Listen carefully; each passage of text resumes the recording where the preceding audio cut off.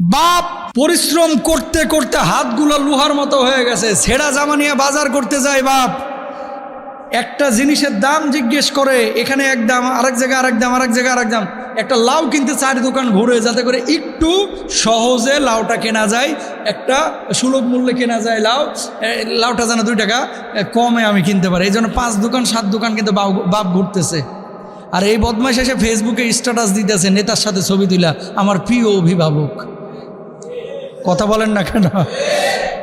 বাপ ঘাম ছুটে ফেলাইতেছে রিক্সায় পেডাল মারতে মারতে, বাপ চাকরি করতে করতে লুঙ্গি মুঙ্গি ছিঁড়ে ফেলাইতেছে, বাপ জামা ছিঁড়ে ফেলাইতেছে, বাপ সন্তানের জন্য পরিশ্রম করতে করতে তুলার মতো হাতগুলো লোহার মতো হয়ে গেছে রাজমিস্ত্রি কাজ করতে করতে। আর ছেলে গিয়ে লিডারের পেছনে চামচামি করতেছে, ছবি তুলে ফেসবুকে দেয়, আমার প্রিয় অভিভাবক। তোরে কয়দিন খাওয়াইছে তোর অভিভাবক? কথা বলেন না কেন?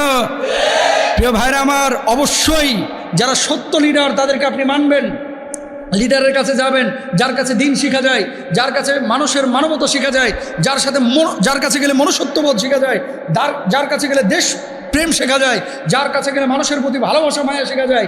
এরকম মানুষ পাইলে অবশ্যই তার কাছে যান। আর যে লোকটা সুদখোর, যে লোকটা মদখোর, যে লোকটা মেয়ে নিয়ে ফুর্তি করে, যে লোকটা আজে বাজে কাজকাম করে, যে লোকটা জুমার মসজিদেও আসে না, যে লোকটা 5 ওয়াক্ত নামাজও পড়ে না, যে লোকটা আরেকজনের হকের ব্যাপারে সোচ্চার না, যে লোকটা আরেকজনের আইল ঠেলে জমি দখল করেছে, সে তোমার অভিভাবক হতে পারে না, সে তোমার লিডার হতে পারে না। তুমি যদি সেই লিডারকে সমর্থন করো, তুমিও তার সাথে কবরে তার সাথে হাসরের ময়দানে উঠবা। ঠিক কেনা ভাইরা? সুতরাং ব্যক্তি নির্বাচনের ক্ষেত্রে এগুলো খেয়াল করতে হবে প্রিয় ভাইরা আমার। হ্যাঁ, তোমার বাপ 26 বছর তোমার জন্য কষ্ট করতেছে, বাপরে কোনোদিন একবারও বললা না আব্বু তুমি আমার প্রিয় অভিভাবক, আব্বার জন্য কোনোদিন মনটা তোমার কাঁদে না। আর ওই চটি লিডারের জন্য তোমার কলিজাটা ফাইটে কান্নে আসে, বুঝতে হবে তোমার ভেতরে সমস্যা আছে প্রিয় ভাইরা আমার। আবারও বলে, আমি লিডারের বিপক্ষে না, আমি পাপিষ্ট লিডারের বিপক্ষে। সৎ লিডারের সঙ্গে থাকবেন যারা আল্লাহকে পছন্দ করে, নবীকে পছন্দ করে, নামাজকে পছন্দ করে, কোরআনকে পছন্দ করে। ইনশাআল্লাহ জোরে বলেন। এই কথাগুলো যে বলতেছে আপনাদের কষ্ট দেওয়ার জন্য না ভাই। কেন?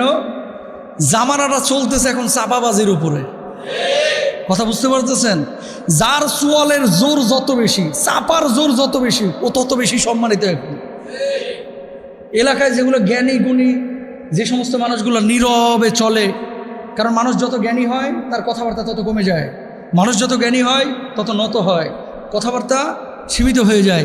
মানুষ যত জ্ঞানী হয় মানুষগুলো বিনয়ী হয়। বিনয় যখন আপনি দেখাচ্ছেন, আপনার আশপাশের মানুষগুলো এখন কি হচ্ছে জানেন?